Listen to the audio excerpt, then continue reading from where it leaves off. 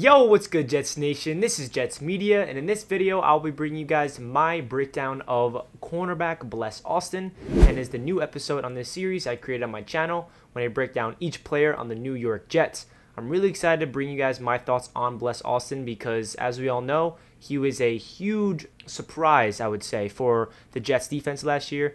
Me personally, I did not expect Bless Austin to come in and be performing at the level he did for a 6th round rookie. Before I get into the video, I just want to say you guys can follow me on Instagram and Twitter at NYJetsMedia. And if you're interested in my new sports podcast, I'll leave all that links down below in the description.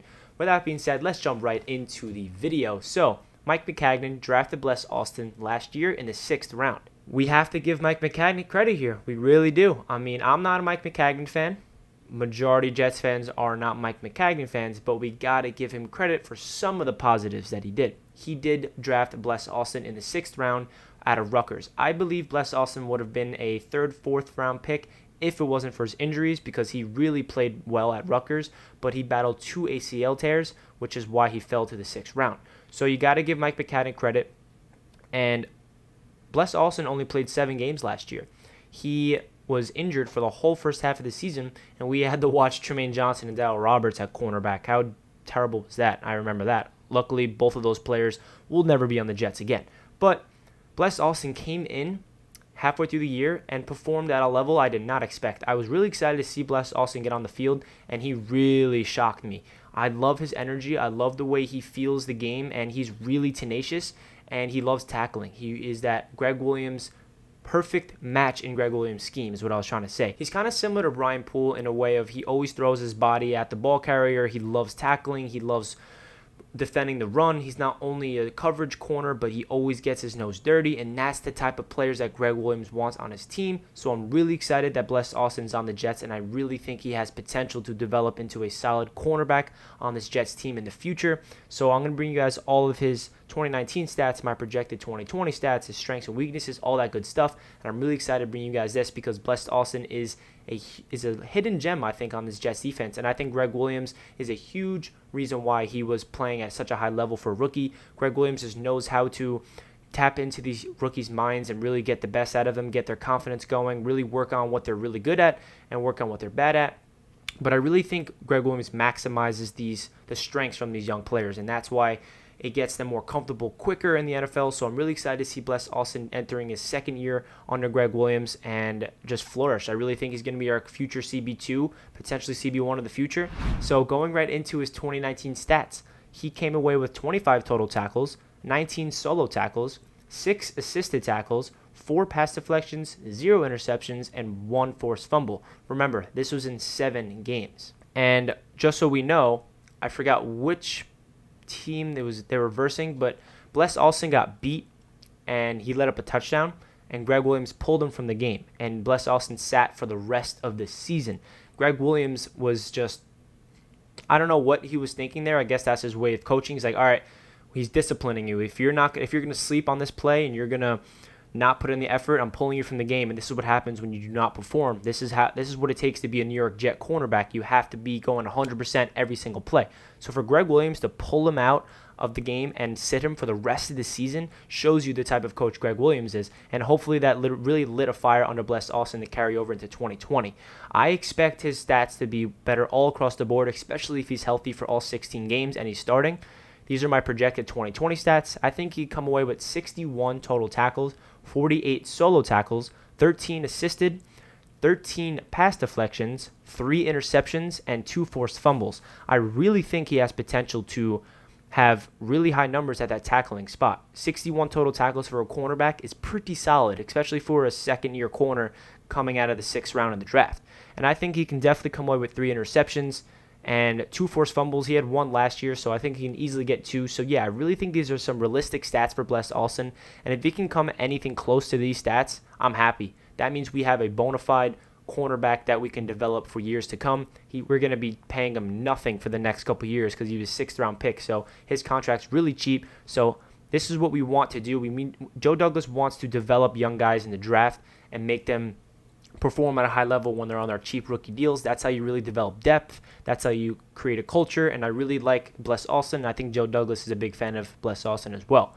going right into Bless's strengths and weaknesses. I have his tackling, his length and size, his instincts, his speed, and man-to-man coverage. So his tackling ability, I think, is definitely his best trait as a cornerback. You don't want your cornerbacks to be the best at tackling all the time. You definitely prefer them to be a better at coverage, but I really think that tackling is a huge piece to have, especially in a Gregg Williams scheme. You guys that watch my videos, you know I always talk about Gregg Williams love every single player, all 11 players on the field to attack the runner and get those open field tackles, be a hard hitter, be dirty, all this type of stuff. And Bless Austin fits everything you want in that type of Gregg Williams player. His length and size, he's really long, so he can match up against any of the top wide receivers in the league. Not saying he's going to lock them down, but he's going to have a good matchup size-wise. He's pretty sure he's 6'1", 6'2", so if he's going against someone like 6'4", like a Mike Evans or a bona fide number 1 receiver, he can match up to him physically, and hopefully he can lock him down. I don't think he has the potential to lock down an elite receiver yet, but I think his size is what's going to make him develop into a potential lockdown corner in the future. His instincts, he has a bona fide instinctual ability to play that corner position. He just feels the corner, the wide receiver. You know how the cornerbacks go. You have to really not be able to bite on the jukes. Whenever you're playing man-to-man, you have to look at the hips and you have to just make sure you don't bite, because if the wide receiver makes one cut and you fall for it and he just bursts the other way, you completely just let up a big gain or a touchdown. So I think that he has the instincts to really be disciplined, and hopefully he can develop into a future great cornerback on the Jets. He also has really good speed. This is a very underrated strength for Bless. I think that he is not the fastest on the field, but he definitely has enough speed to keep up with the speedy wide receivers. And then the last strength I have for him is man-to-man. I think his press ability is going to thrive in 2020, and I'm really excited to see him play man-to-man all throughout the year. Going into his weaknesses, I just came up with 2, his injury concerns and experience.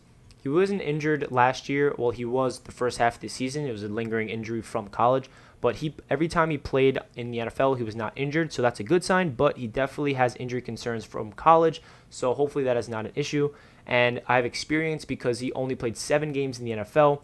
He's a 6th-round pick. He does not have that much experience in the NFL. So he's definitely still going to be kind of like a rookie next year, learning the game. But a good thing is he's going to be in his 2nd year in Gregg Williams' system, so hopefully he can really get as much knowledge as he can. Pierre Desir can come in. He's a veteran. He can learn from him. He's a good veteran presence. So hopefully the experience isn't that much of an issue, but definitely a weakness for Bless Austin. So those are my strengths and weaknesses for Bless Austin. To finish off this video, I want to bring you guys my expectations for him in this season and beyond. I do expect Bless Austin to be our starting cornerback 2 for the entire year. If he goes down or if anybody else goes down, I think he's going to film that CB1. We have rookie Bryce Hall that can fill in for him. We have Quincy Wilson, Arthur Millette.